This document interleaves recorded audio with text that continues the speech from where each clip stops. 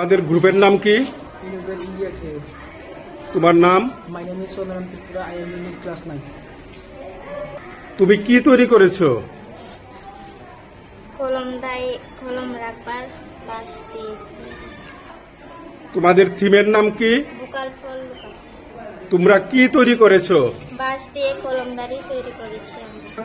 তৈরি করতে কি কি উপকরণ লেগেছে? বাঁশ, আঠা, ফেভিকুইক, রং।